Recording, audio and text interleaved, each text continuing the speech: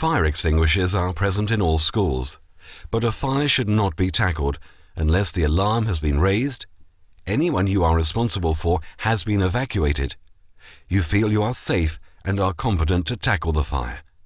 You ensure someone knows what you are doing. Any attempt to fight a fire must be based on the type and degree of training received. Remember, never tackle a fire if any flammable liquids, fuels or gas cylinders are in the vicinity. If you do tackle a fire, you must constantly check that you have a clear exit behind you and that there is no chance that you may become trapped. There are different types of fire extinguisher designed to tackle different types of fire. It is important to obtain appropriate training, as using the wrong type of extinguisher can be potentially dangerous. The most common extinguishers are water, powder, foam, carbon dioxide, and wet chemical. They are all relatively easy to use, but they can be heavy, so care does need to be taken when lifting and carrying them. They all work by pulling a pin, aiming the jet, and squeezing a trigger. Let's look at this again. Pull the pin,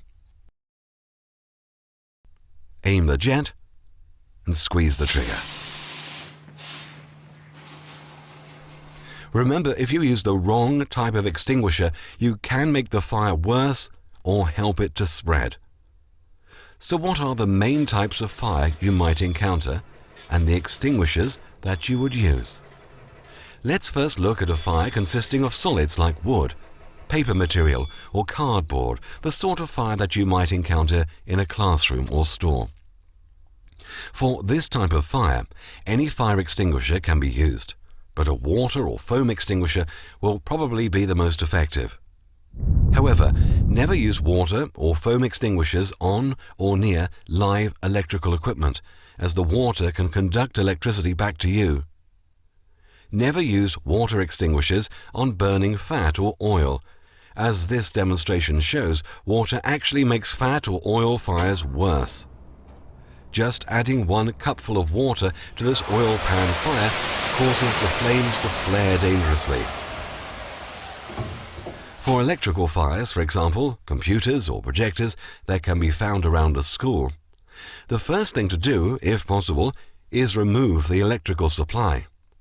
Then tackle the flames with a carbon dioxide extinguisher, which starves the flames of oxygen.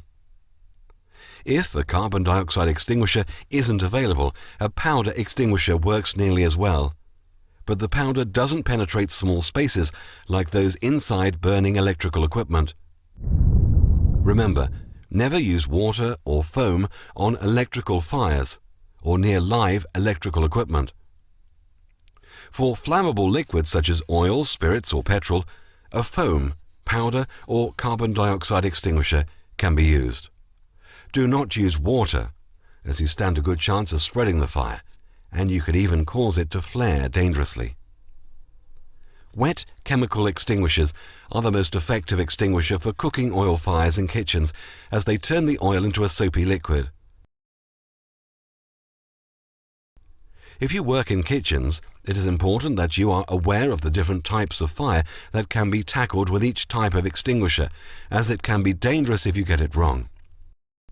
In addition, ensure that you are familiar with the location of any emergency gas stops and electrical isolators.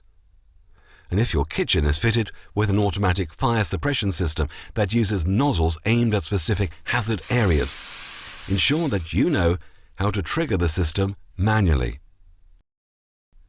Fire blankets are an effective means of tackling many small kitchen fires. They are quick and easy to use, but care should be taken to protect hands and arms when applying the blanket. And remember, it must cover the fire fully to be effective.